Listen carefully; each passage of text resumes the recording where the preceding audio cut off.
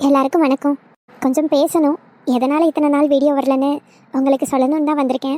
உங்கள் எல்லாத்துக்குமே நான் போஸ்ட்டில் சொன்ன மாதிரி தான் வீட்டுக்கு கெஸ்ட்டு வந்திருந்தாங்க. ஒரு 2-3 நாள் சரியாக வீடியோ பண்ண முடியல.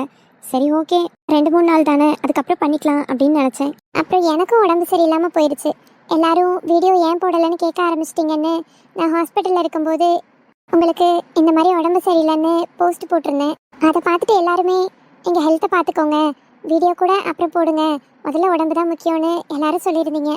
அதுலேருந்து ரெக்கவர் ஆகிறதுக்கு 3 to 4 days ஆயிடுச்சு. சரி, ஓகே, இப்போ தான் நம்ம ரெடி ஆகிட்டோமே, இன்னிலேருந்து இனி ரெகுலராக வீடியோ போடணும்னு நினைக்கும் போது எங்கள் ஃபேமிலியில் ஒரு அன்எக்ஸ்பெக்டட் டெத் ஆயிடுச்சு.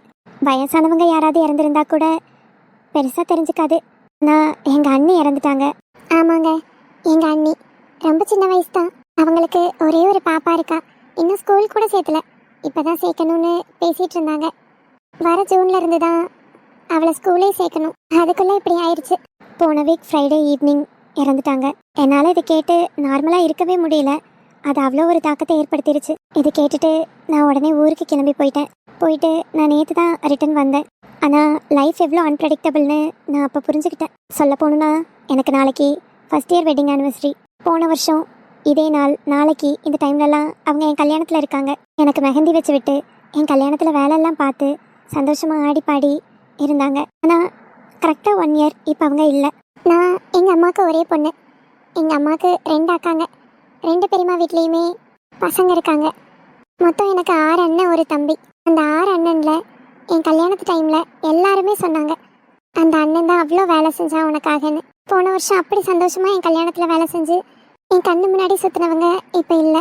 என்னோடது லவ் மேரேஜ் தான். என் கல்யாணத்தில் போன வருஷம் கடமைக்கு வந்து நின்றவங்களையும் பார்த்தேன், எனக்காக வந்து சந்தோஷமாக நின்றவங்களையும் பார்த்தேன். அதில் அவங்களும் ஒரு முக்கியமான ஆள். ஏன் இந்த கடவுள் இப்படி பண்ணாருன்னு எங்களுக்கு தெரியல. அந்த பச்சை குழந்தை என்ன பண்ணுச்சு? இப்படி அந்த குழந்தைய விட்டுட்டு கடவுள் ஏன் இவ்வளோ சீக்கிரம் அவங்கள எடுத்தாருன்னு எங்களுக்கு புரியலை. அண்ணனுக்கும் பாப்பாக்கும் அந்த கடவுள் தான் ஒரு துணையாக இருக்கணும். இன்னும் காலம் எவ்வளவோ தூரம் இருக்குது. அந்த தூரம் வரைக்கும் நல்லபடியாக அவங்கள கொண்டு போகணும். அவங்களுக்கு துணையாக இருக்கணும்னு நான் காட்கிட்ட ப்ரே பண்ணிக்கிறேன். நீங்களும் எல்லாரும் எங்கள் அண்ணாக்காகவும் பாப்பாக்காகவும் ப்ரே பண்ணிக்கோங்க. இப்படி ஒரு சூழ்நிலை இருக்கும்போது என்னால் எப்படி வீடியோ பண்ண முடியும் சொல்லுங்கள்? அதனால தான் இவ்வளோ பெரிய பிரேக் ஆயிடுச்சு. ஆரம்பத்தில் உடம்பு சரியில்லாதப்போ ஒரு சின்ன பிரேக் தானே, எடுத்துக்கலாம் ஓகேன்னு நினச்சேன். அது 10 days பக்கம் ஆயிடுச்சு. இதுக்கப்புறமும் இந்த வீக்கெண்டும் கொஞ்சம் அம்மா வீடு வரைக்கும் போக வேண்டிய வேலையும் இருக்குது. ஸோ நாளைக்கு என்னோட ஆனிவர்சரி. நாளான்னைக்கு ஒரு நாள் நான் ஃப்ரீயாக இருப்பேன். அந்த ஒரு நாள் நான் வீடியோ பண்ணிவிட்டு அப்புறம் சாட்டர்டே சண்டே பண்ண முடியாமல் தான் போகும். அதனால் யாரும் என்னை தப்பாக எடுத்துக்காதீங்க. இன்னும் ஒரு 3 days மட்டும் எனக்கு டைம் கொடுங்க. மேக்ஸிமம் இந்த வீக் நான் பண்ண முடிஞ்சால் பண்ணுறேன்.